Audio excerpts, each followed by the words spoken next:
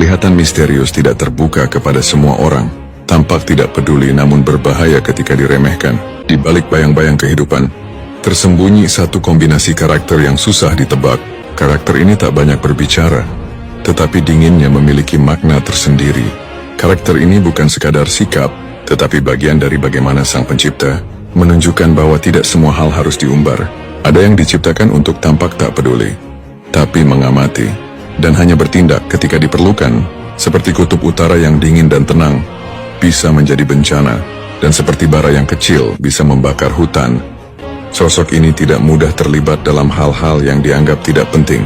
Baginya, waktu dan tenaga adalah investasi yang tak boleh dibuang sia-sia. Dalam lingkungan sosial, sering disalahpahami sebagai seseorang yang dingin atau sombong, padahal dia hanya memilih untuk tidak berbicara jika tak ada urgensi. Dalam pertemanan, mereka memiliki lingkaran kecil yang dipercaya. Kepercayaan baginya seperti kaca, jika pecah tak bisa kembali seperti semula. Sifat ini membuatnya sulit dikhianati, karena mereka telah memilih siapa yang layak berada di sisinya. Namun jika kepercayaan itu disalahgunakan, yang tersisa hanyalah bayangan dan ketidakpedulian. Dalam percintaan mereka sulit membuka hati, bukan karena takut mencintai, tapi karena memahami bahwa tidak semua orang bisa menangani kedalaman emosinya.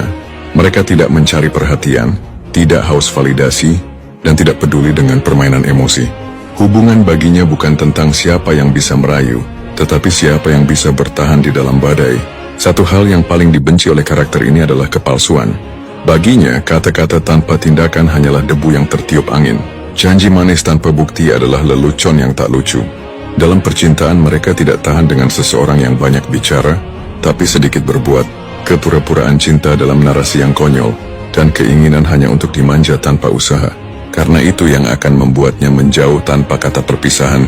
Mereka lebih memilih kesendirian daripada harus berbagi hidup dengan seseorang yang tak bisa diandalkan.